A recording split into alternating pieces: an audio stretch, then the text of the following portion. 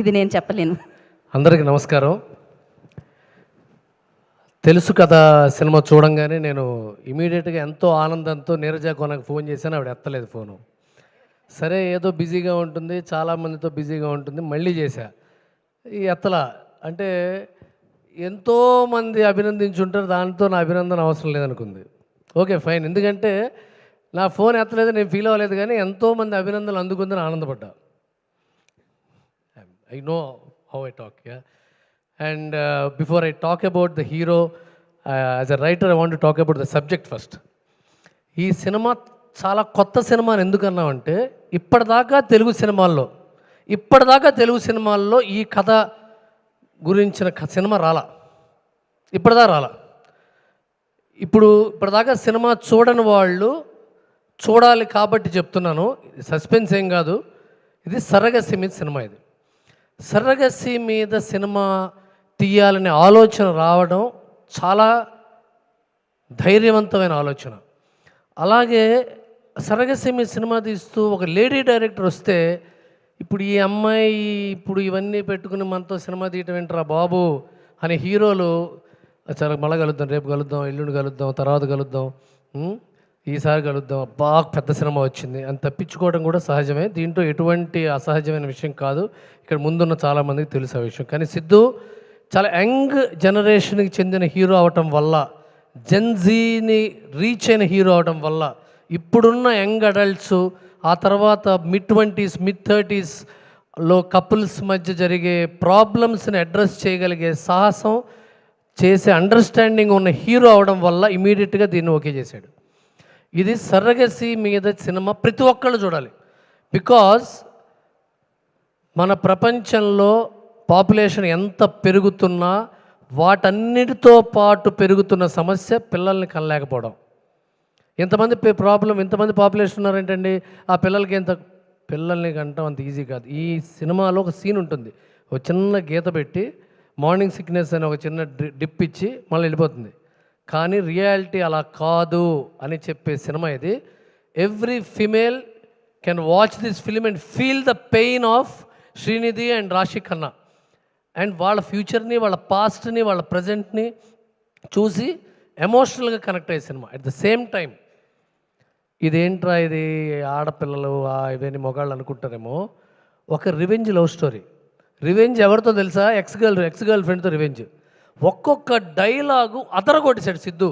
అంటే Siddhu, I'm not joking, I just talking to SKN regarding this. ఒక super hit image ఒక యాక్టర్కి వచ్చిన తర్వాత, ఒక క్యారెక్టర్ వల్ల యాక్టర్కి వచ్చిన తర్వాత దాని నుంచి బయటకు వచ్చి ఇంకొక క్యారెక్టర్లో మెప్పించటం, it's not an easy job.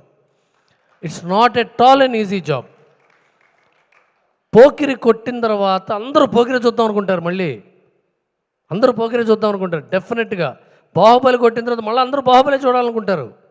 Tillu కొట్టిన తర్వాత అందరూ టిల్లునే చూడాలనుకుంటారు. కానీ బయటకు వచ్చి నువ్వు ఈ సినిమా చేసి ఒప్పించడం గొప్ప విషయం. And I really appreciate you as a technician. చాలా డ్రమాటిక్గా చేసావు. అంటే హోల్డ్ చేసుకుని ఎస్కే ఇంతసేపటి నుంచి అదే మాట్లాడుకున్నాం, మళ్ళీ అదే రిపీట్ చేస్తాను నేను.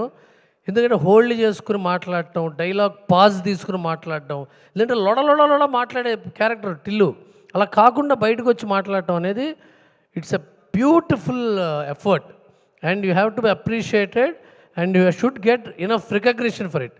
And this film will travel and age well. చాలా సినిమాలు ఏమవుతాయంటే ఒక 3-4 నెలల తర్వాత మర్చిపోతాం, ఓ సంవత్సరం తర్వాత పాత సినిమాలు అయిపోతాయి. కానీ ఈ సినిమాలు రీవిజిట్ చేసినా బాగుంటుంది.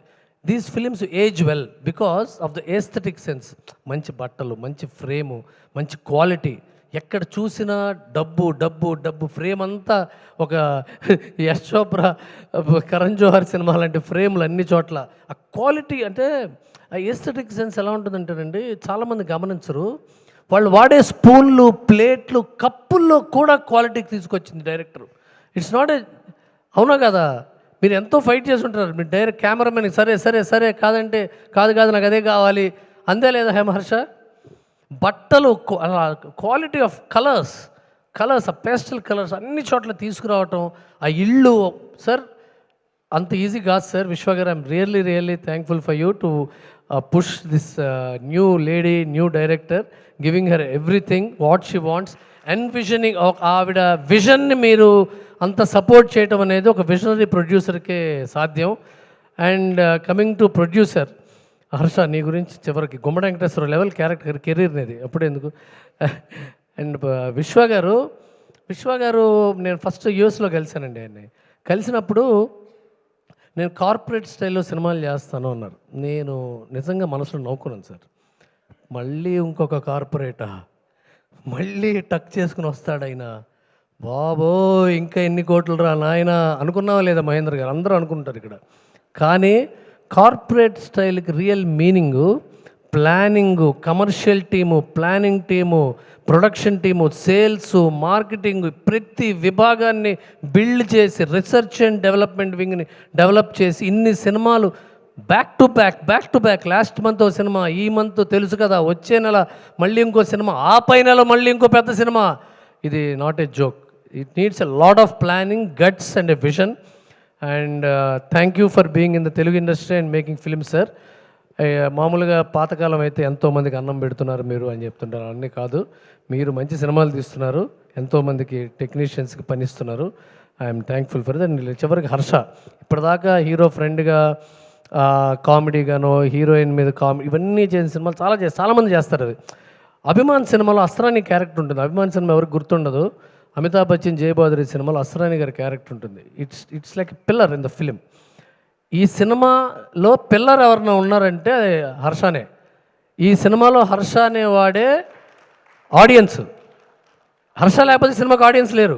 అతనితోనే మాట్లాడుతుంటారు, అతనే వింటూ ఉంటాడు. అంటే రామాయణంలో హనుమంతుడిలాగా అంత మంచి క్యారెక్టర్ చేశాడంటే, అంత మెచ్యూరిటీ ఉన్న యాక్టరు అతను. మామూలు కమెడియన్ అయితే కష్టం చేయటం.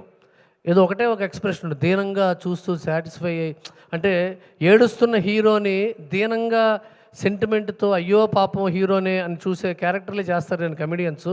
హీరోని తిట్టే కమెడియన్ రావటం అది నువ్వు ఇచ్చిన ఫెసిలిటీ, అతను అవసరం దానికంటే ఎక్కువ తీసుకున్న ఫెసిలిటీ.